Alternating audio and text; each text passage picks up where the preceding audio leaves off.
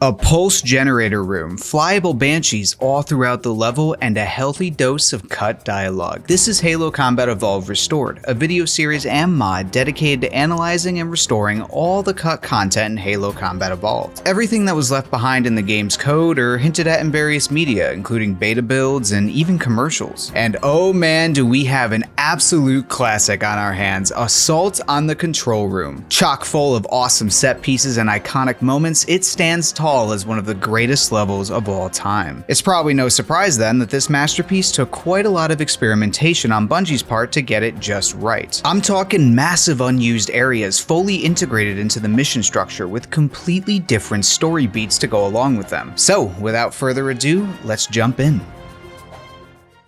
We'll kick it right off with the opening cutscene, where you're first dropped off within the depths of Halo to search for the elusive control center. If we look over at the 1749 beta version of Halo CE, this initial section used to feature 2 Covenant Banshees on each side of the platform you're dropped off on. The elites that rush out of the door are then scripted to beeline towards these Banshees and use them to attack the player. You could, of course, eliminate these elites before they were able to do so and then take those Banshees for yourself if you want to. The code for this cut encounter still exists in the base game as well, and there's even a special Easter egg that was left behind surrounding it. Most of you probably already know about Siege of Madrigal at this point, but if you don't know, Marty O'Donnell, Halo's composer, wrote a piano track called Siege of Madrigal for the game. This track is not used as a typical music track though, rather it's a recurring Easter egg that shows up all throughout the Bungie Halo titles. To hear it, you typically have to stand in rather specific spots on certain levels.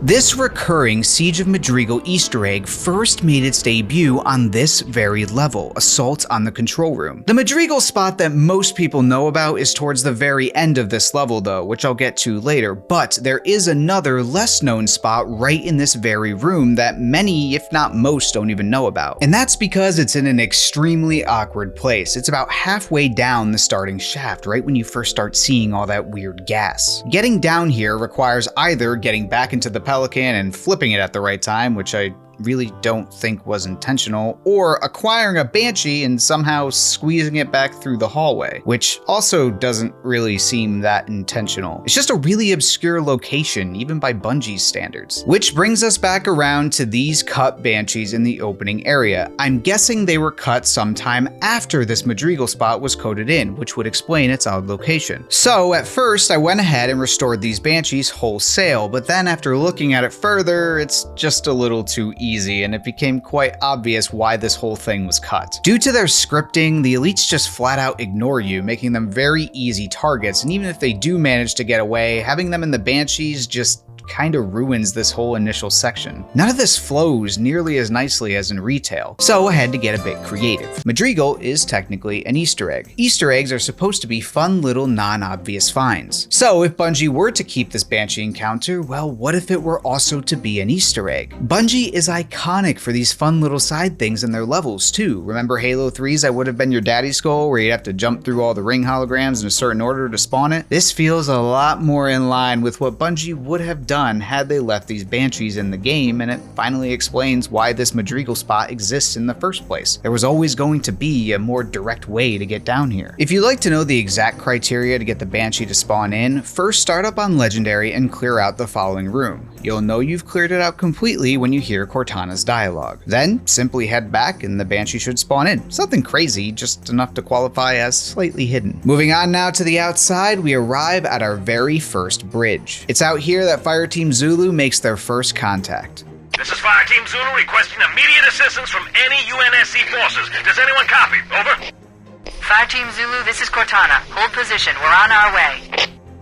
Roger that. Make it quick. What you might not know is there's a completely different variant of this dialogue that never plays in-game. This is Fireteam Zulu. Can anyone hear me? We got Covenant all over us. Can anyone hear me? Over. Fireteam Zulu, this is Cortana. Hold position. We're on our way. Roger that. But with all due respect, Step on it, baby.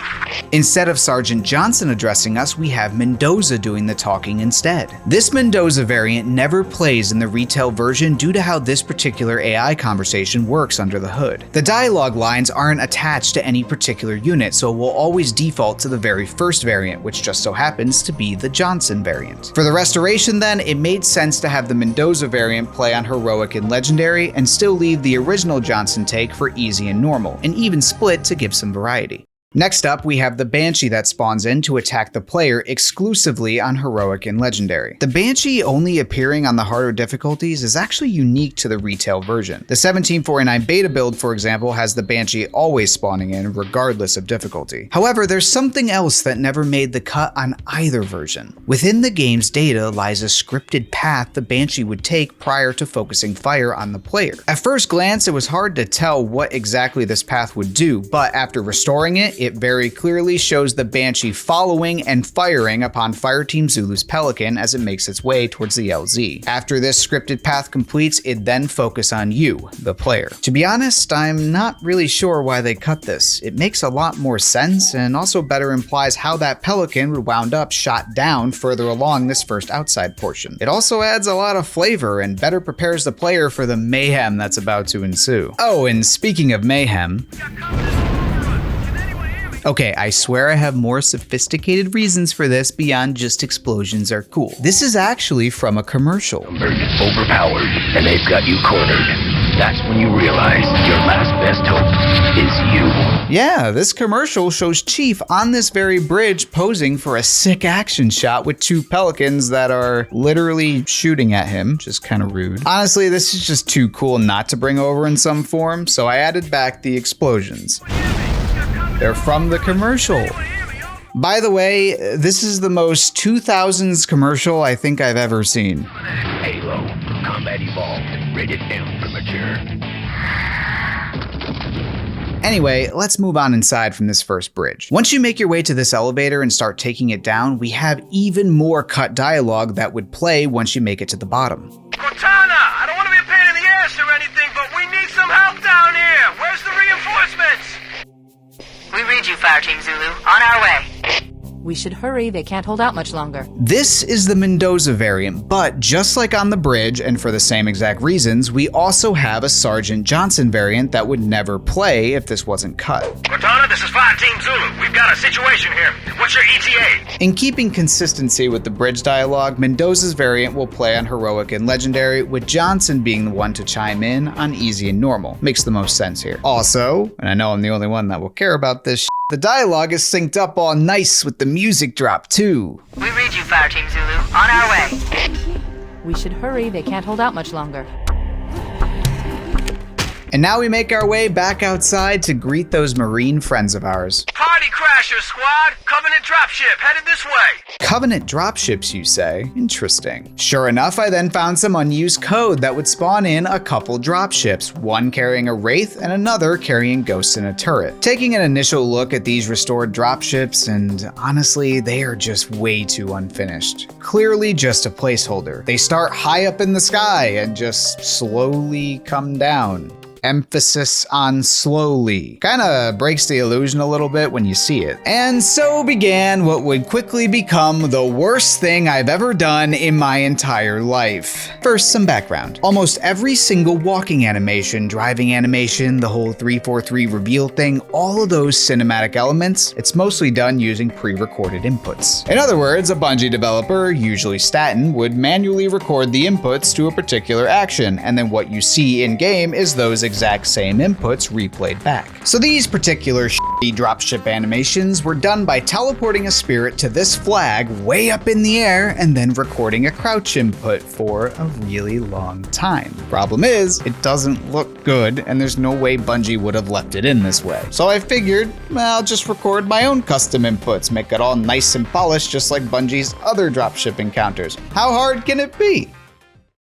Really hard! Just let me explain how stupid this whole custom recording process is, okay? First, you click on a biped and take control. Then you have to tell it to get in the custom dropship you created specifically to be pilotable. If you skip this step by trying to control a dropship directly, you know, something that would make sense, no, the program crashes. Okay, so we're in the dropship. Now to start an actual input capture. Well, you have to press f***ing caps lock, which then opens up a dialog window where you type in a script to run whenever a capture starts. You can use this to teleport the dropship to the recording start flag. So you start typing and, oh yeah, right, f***ing caps lock is on. You gotta press it again. Exciting stuff, I know. And then when you finally get all that sorted, you realize that these dropships control like complete dog shit. So anyway, after multiple glasses of whiskey, we finally see the result. 2 dropships flying in with a much more realistic pathing. Keeping with the idea of the original recording, the first dropship swoops in and drops off the Wraith and a squad of Covenant. The second dropship comes in following close behind, first dropping off a Covenant shade turret before flying over to the ground level to drop off some ghosts and another squad of Covenant. The idea here is for the player to make their way over to the Marines and Warthog while these dropships are coming in, so by the time they drop their payloads, you're well equipped to deal with them. Makes for a fun and chaotic outside portion. I don't know if it was worth it, but it looks good and feels like a complete encounter. And next up is something a little subtle. In the base game, if you clear out this entire initial outside portion, you'll get some Marine dialogue. Well, that's all of them. The area is secure. What I found, however, when looking into this further is that there's a Sergeant Johnson variant that could technically play here too. That's the last of them. Area secure. Stand down, team. They did their damnedest, that's for sure. This is all that's left of my platoon. The Covenant are down here in force, and they brought plenty of toys. I wouldn't have given us a snowball's chance until you showed up, Chief. He has a lot more to say, too. Here's the problem, though. Johnson doesn't spawn in until you reach the second area with the tank, so this variant can't ever play. There's no Johnson unit for it to attach to. This all hints that maybe Johnson was going to be present in this first area instead of just the second. Digging further into the encounter data then confirmed this theory. There's an unused Johnson spawn in this first area, and with him now in the mix, you can properly get both variants to play as intended, depending on whether Johnny is with you or if he were to perish somehow. Moving on into the next section, we have one of the coolest parts of the game, that iconic Scorpion tank. First up, we have a music bug that was present in the retail version. When you first get into the tank, the music starts playing before immediately stopping. Looking further into the level code, this was not intended. Bungie actually wanted this music piece to play until after the player takes out all the Wraiths in the following area. Problem is, the Wraiths don't spawn in until after you move forwards towards the third area, so the criteria to stop the music is always true unless you first move forward to spawn in the Wraiths, then run back to get the tank. It's a bit of a mess. To this end, I cleaned up this scripting by removing the Wraith kill requirement and instead just having it stop when you enter the tunnel section. Oh, and something else you may have noticed if you paid close attention to the footage I'm rolling, a tank health bar. That's right, the Scorpion tank, similar to the Wraith, was going to be destructible. This was the case in the 1749 version too, but it goes even deeper than that. First off, I didn't make this HUD element. This already existed in the game, just unused in both versions. I also found some cut dialogue of the Marines reacting to the tank being destroyed. Damn it! We just lost the Scorpion! Oh man, we're screwed! I'll be honest though, after restoring this destructible tank component, it then became a bit clear why it was cut. This vehicle just kinda sucks. The problem is really with its accuracy. You see wild swings for both the main cannon and especially the secondary machine gun. It honestly makes the tank a chore to use, and worse yet, it's completely breaking when you give the tank a health bar. Looking at the error angles for this thing was rather eye-opening for just how bad it is. They're a bit ridiculous. For reference, here's my adjusted balanced error angles. These keep the main cannon as a mid-range power, with the secondary machine gun being actually useful at close range. Both weapons are still inaccurate enough, however, that enemies at longer range are still tough to hit. This balances nicely with the tank health bar, since you now need to move in to at least mid-range for a good shot. I've always sort of viewed this tank as an unfinished element, and seeing this vehicle finally complete with its health bar and adjusted accuracy feels like the tank we should have gotten, if only Bungie had more time. Or maybe that's just wishful thinking on my part, and this is completely what they wanted. I really hope that's not the case. Anyway, now moving on to this third section, right before the tunnel, we have some more of those awkward dropship animations playing out. We have a couple of them dropping off some Wraiths up on the ridge, and another dropping off a few ghosts close up. But just like before, it's all clearly just a placeholder, very unfinished. No shot Bungie would have just left these alone had they stayed in, so you know what that means. That's right, the perfect programming tool, Sapien, complete with the perfectly patented precision flying. And also pressing caps lock before a case-sensitive pop-up. Just why? So anyway, I reworked this section to instead have the close dropship flying away, already having dropped off the Wraith and Ghost like in retail. I then had the other two dropships at the far end being seen dropping off two Wraiths up above before flying away. It all flows a lot more naturally, a lot more polished compared to what was left originally. And my final note with this section is that there's even more cut dialogue that could play here. In the base game, upon moving into this third section, you would hear this conversation play out. Dang, they got armor support. Watch out for those tanks. The Covenant placed their tanks to defend the entrance to the tunnel. However, there's two more cut lines of dialogue that we're supposed to play after. We need to get to that tunnel, Marines. Let's move in. Here they come. Take cover, or those mortar tanks will tear us apart. It's a minor thing here, but it's been surprising to see just how much dialogue was cut from this mission, and we're not even through it all yet. Speaking of... The tunnel door is locked. We need to find the door's controls and open it. That's right, even more cut dialogue, this time for a cut section where upon reaching the tunnel, the player finds the door is locked, with Cortana telling them they need to find the controls to unlock it. So this naturally raises some questions. What the heck was Bungie even planning here then? Where would these mysterious tunnel controls be? Well, there's really only one place that's left unexplored in this whole canyon, the pulse generator room that we normally wouldn't visit until Two Betrayals. Perhaps the intention was for the player to go here to unlock the tunnel. Well, what's interesting about this particular pulse generator room is that on assault on the control room, it's fully rendered with proper lighting. Contrast that to the other two pulse generator rooms and we see they're quite the opposite, unfinished and lacking any lighting. So maybe there's something to this. But it goes even deeper than just the retail version. If we look over at the 1749 beta version, this pulse generator room was also wildly different. Rather than just being a single small room like in retail, it's actually two bigger rooms with an elevator you take between them. The first floor, the room you enter into, is just a wide open section, whereas the second floor is the one containing the actual pulse generator. What's also interesting here is all these doors and other scenery that you're seeing were placed here intentionally. In other words, I didn't place them, Bungie did, likely before they stripped this area down to just be a single pulse generator room like we see in retail. If this locked tunnel sequence were to have stayed in the final game, I'd reckon it'd have to follow Bungie's two-room generator design. The wide open area on the first floor provides that perfect environment for an encounter of Covenant guarding those very controls. And now back at the tunnel. First, the player needs a way to get up to the pulse generator. Simplest answer here is a Banshee placed right at the entrance to the tunnel that the player would use to fly up here. Having a Banshee placed here is also supported by the Halo CE demo video that would play if you idled in the main menu for too long. Many of the shots show the player flying a Banshee around this very section. This combined with a well-placed nav point from Cortana kicks off the whole sequence. After flying on up there, the nav point would then move inside to a control panel placed on the first floor of this restored 1749 generator area. This combined with a squad of Covenant guarding that very button, and well, we have the potential for something truly special here, and as I was restoring it all, it became very clear that we need some music to set the pace. The track, of course, being a cut music track called Pomp and Circumstance. This is something that Marty uploaded to the old Bungie forums, and it felt appropriate that a cut sequence comes packaged with a cut song. This all combined to build a very cool section. And after killing all those baddies and hitting the button, the control panel for the tunnel door is now powered up and ready for the player to move on. You'll also get some more cut dialogue to confirm it. Cortana to Fireteam Zulu. The tunnel is open. Get ready to move in.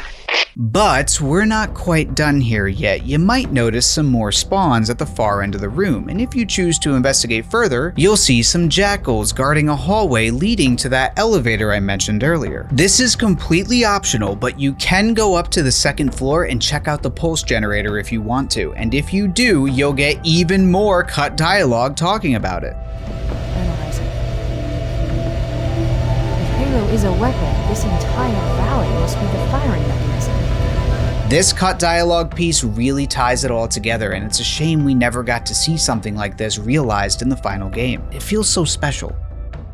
And with those controls unlocked, it's time to make our way back to the tunnel. It's at this point I faced a bit of a dilemma. You now have access to a Banshee. The problem here is that the entire next section was one of the last parts of this level to be finished. In other words, it was not designed with the player having a Banshee in mind. Triggers are not tall enough, the player can easily see enemies spawning in, the whole level just breaks down. So that leaves two choices for this Banshee dilemma. Either redesign the whole second section to account for a Banshee, or find some way to disable the Banshee to remove the problem entirely. But here's the thing. While it would be a lot easier to script some cutscene of Chief crashing because he sees a Dorito on the ground and gets hungry,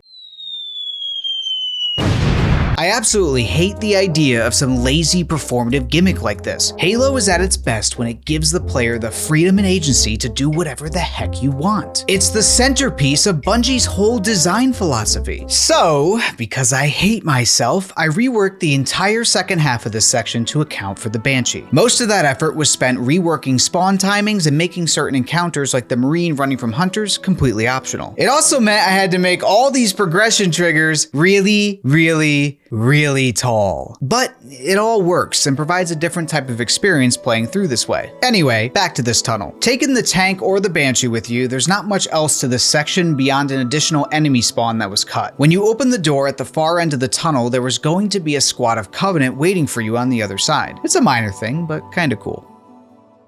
And now we make our way to the second outside portion. First up, in retail, we have a Banshee that would take off from the top of the tower once you progress to this ice hill section with the Marines. The problem is, at this point, the player has already left the area and has no reason to go back, so this Banshee was effectively non-existent. It would never be able to move in and attack the player due to the game's internal resource management. Hell, I didn't even know about this Banshee before looking into this level. It's just that irrelevant. I honestly believe it was more intended for this Banshee to attack the player immediately upon leaving the tunnel. This does two things. One, it gives you something to watch out for when driving the tank and turns this whole section into the more chaotic vehicle segment I believe it was always meant to be. Second, and more importantly, this Banshee also acts as a good counter if the player were instead flying through this section with the Banshee from the prior section. It's something more unavoidable in this case. Plus, dogfights are really fun, so it has that going for it. Oh, and speaking of this giant tower, it also felt very wrong to fly all the way up to the top just to have nothing up here waiting for you. It even has all the scenery you'd expect from 2 Betrayals too. This all hints to me that Bungie was likely planning on putting something here, but was axed along with the tunnel side quest. To that end, there's now an encounter at the top here should you fly on up. Some turret grunts and other scattered enemies, similar to 2 Betrayals. The next piece of cut content for this section is the Marine encounter. It wasn't always going to be just hunters chasing them. There's unused Covenant spawns. In particular, you'd have an elite that would just straight up chase the Marines down. It's a neat bit of flavor that I'm not really sure why was cut. It was one of the rare bits that just worked when restored, no fixing up needed. And the rest of this section was mostly just reworked scripting to account for the player potentially having a Banshee now. For example, you can completely bypass this Marine encounter and just fly over the tunnel, which prior to my rework would completely break the level scripting. After my rework though, things will now progress as you'd expect, with enemies and whatnot spawning in. And from this very last outdoors section, if you still have the Banshee, you now have the choice to either progress through the door at the bottom like you're supposed to in retail, or you can skip it all and fly directly up to the bridges and through an open door. This choice builds on a completely intentional sequence break that Bungie put together in the base game. How this sequence break works in retail is once you reach the bridges initially, you can maneuver your way over to the adjacent bridge early with some clever platforming and save yourself the walk around. Bungie, likely thanks to some playtesting, not only knew about this, they were completely fine with it too. In fact, they even added a cheater script that would spawn in some stealth elites if you do this. Following this framework laid out by Bungie, I reworked this sequence break to also allow you to skip taking that initial elevator up to the bridges. You can now instead fly your Banshee to the bridges directly and the level will still work as you'd expect. I did, however, update that cheater script to also spawn in some enemies that Bungie missed, the other squad of elites and grunts in the hallway. So you can skip it all if you want, but you know, I'm gonna make it a little tough.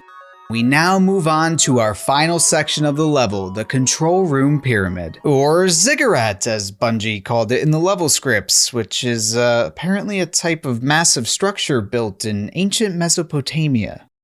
Anyway, right off the bat on this ice bridge, we have even more cut dialogue, unfortunately our final piece from this level. Look, Covenant Banshees. We can use them to fly straight to the control structure. Don't let anyone else touch them. Well, that's interesting. Okay, some background here. In the retail version of the game, if you're quick enough, you can get to these Banshees on the ice bridge before their pilots do. Bungie clearly knew about this too, and just like the one on the bridges, they scripted the level such that everything still progresses as you'd expect. However, this cut piece of dialogue clearly proves that Bungie not only knew about this sequence break, it was completely intentional for the player to be able to do this. But that's not all. There's additional cut dialogue for the player failing to hijack one of the Banshees. Alert. Covenant forces have secured the Banshees. We'll have to find another way down. I honestly have no idea why this was cut. My only guess would be that maybe playtesters kept reverting to try and get the Banshees, thinking it was some mission failed if they didn't. Not really sure. Regardless, this is now fully restored, and I also put a couple nav points on the Banshees so they're more easily noticed by the player. I also reworked this sequence break a bit to factor in some scenery elements that went unused in the final game. Namely, these shade turrets at the top of the pyramid. These went largely unused beyond a couple grunts that would rush towards them at the end. It's a bit awkward how that's scripted though, so I don't really believe that was the intention. Likely more a trade-off to save on resources. So, upon entering the ice bridge section, you'll now see grunts positioned at each of the shade turrets. Gives more that feeling of a giant fortress before you, which is what I think Bungie was really going for. Oh, and if you do manage to hijack a Banshee either in this mod or the retail version, the second Siege of Madrigal spot is also in this area. Just like all the others, this one is in a rather specific spot. After getting a Banshee, fly it up to the second rung of the pyramid, park it, and get out. Then simply walk around to the rightmost side and...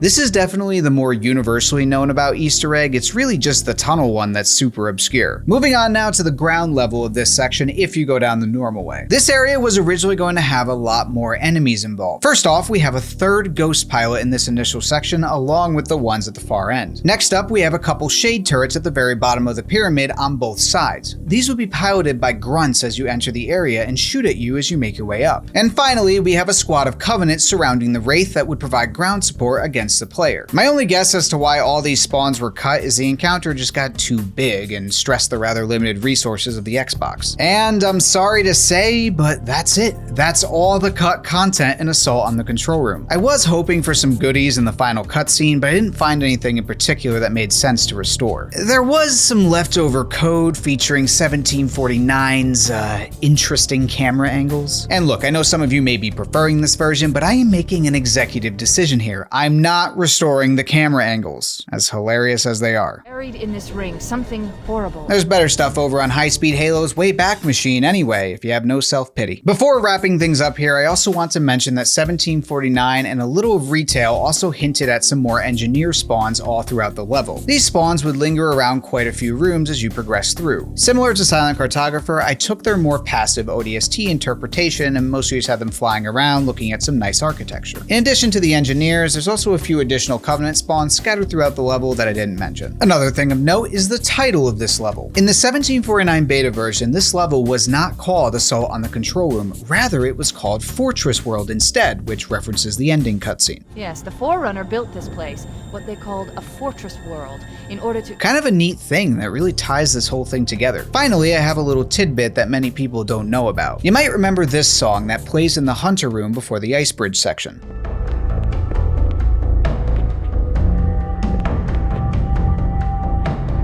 Here's what's interesting about this particular song. Bungie forgot to include it in the official Halo CE soundtrack. It's just missing. Marty O'Donnell himself confirmed this on some old Bungie forums. It was a mistake. It should have been there. Because of its lost nature, the Halo community took to titling this track as the Lost Muse. Rather fitting. Anyway, just a fun fact I wanted to make you aware of if you didn't know about it.